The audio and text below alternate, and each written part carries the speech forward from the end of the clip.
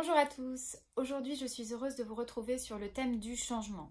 Oser le changement, ça concerne tout un chacun. Vous avez pu vous retrouver dans cette situation par le passé.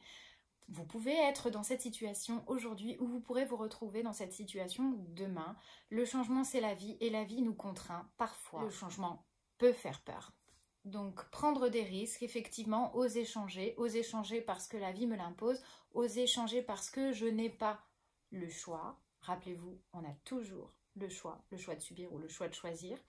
Ou alors, je dois choisir de changer parce que je ne me sens pas bien et parce que je vois vraiment que quelque chose ne va pas dans ma vie, je suis angoissée, peut-être suis-je triste, peut-être en colère, en tout cas dans une émotion qui n'est pas satisfaisante et que je ne souhaite pas conserver. Il est probable qu'il y ait un mal-être et que ce mal-être signifie que je ne suis pas en accord avec la vie que je suis en train de vivre. Peut-être que je ne suis pas à la place que j'ai envie d'avoir, peut-être que je ne trouve pas la situation juste, peut-être que j'ai besoin de faire évoluer les choses, que ce soit dans une relation, que ce soit dans ma société, que ce soit avec mes enfants, que ce soit dans la vie de tous les jours. Peut-être que c'est une habitude qu'il va falloir changer, sortir de sa zone de confort, ça fait peur. Cette zone de confort, malheureusement, elle n'est pas toujours confortable. Et si cette zone de confort n'est pas confortable, il va falloir que je puisse me risquer à faire ou à découvrir quelque chose d'autre. Et ça, c'est possible uniquement si vous osez le changement. Alors pour oser le changement, il va falloir se poser cette question. J'adore cette question. Si tout était possible, si tout était possible, qu'est-ce que vous changeriez dans votre vie? Si je vous donne une baguette magique, où est ma baguette magique? Ma baguette magique, j'ai toujours ma baguette magique dans mon cabinet. Une baguette magique, imaginez, une baguette magique que je vais prendre, elle va me servir à imaginer et à fantasmer au départ, parce que c'est un fantasme. J'ouvre la porte des possibles, j'ouvre mon cerveau créatif, je fais appel à quelque chose que je n'utilise jamais et pour cette raison, j'ouvre d'ailleurs et je mets en place un levier au niveau de mon cerveau. Ce levier, il va nous mettre en situation. Il va nous inviter à imaginer des choses en grand. Si je peux voir grand, alors je peux voir petit. Et si je peux voir grand, je peux imaginer que les choses peuvent être accessibles. Tous les freins que vous avez en tête mentalement peuvent sauter.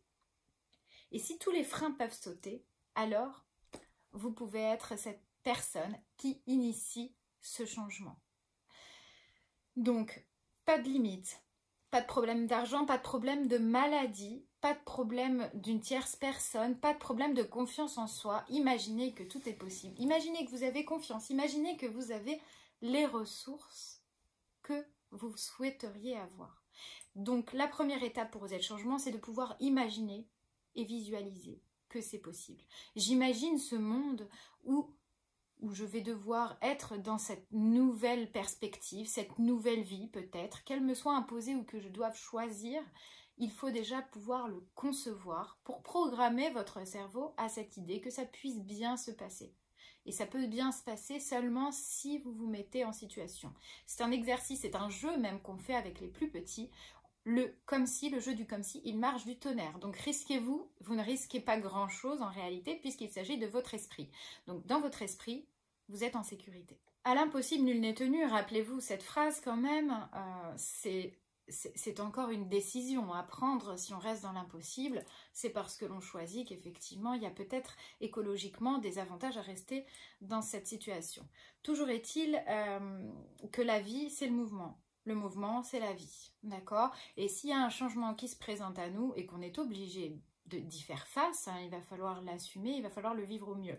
Si toutefois nous n'avons pas encore accès au changement qui serait celui adapté à notre situation, que nous nous sentons angoissés ou dans un mal-être, que nous n'arrivons pas à identifier ce qui va devoir changer ou ce qui n'est absolument pas possible pour le moment, il va falloir mettre en place quelque chose et c'est ce que je vous propose aujourd'hui, c'est de considérer que pour être en accord avec vous, vous devez vous risquer à ce changement pour la simple et bonne raison que vous allez garder quand même des repères. Et c'est cette notion importante de repères où vous allez venir ajouter à cette dimension de changement de la fixité, de la stabilité, de la réassurance, de la sécurité, parce que tous ces éléments-là sont finalement juste à portée, vous allez pouvoir vous risquer au changement. Alors ces repères, ça peut être une personne, ça peut être un objet, ça peut être la conscience de vos valeurs et justement la capacité à vous rappeler que ça c'est important pour vous. Ça peut être plein de choses en réalité. Une relation peut être un repère stable. Si je change de travail, alors j'ai la possibilité de me rappeler que peut-être si j'ai un conjoint ou si j'ai des enfants, mes enfants, mon conjoint sont là avant ce changement. Ils sont là pendant le changement, ils seront là après. Je garde ça. Si je change de maison, si je déménage, hein, c'est un contexte stressant, si je déménage, je porte peut-être mes meubles, donc je les ai là avant, je m'en imprègne, je contextualise, hein, je vois mes meubles dans un endroit, je les embarque avec moi dans le camion par exemple, et je les retrouve lorsque j'arrive dans ma nouvelle maison.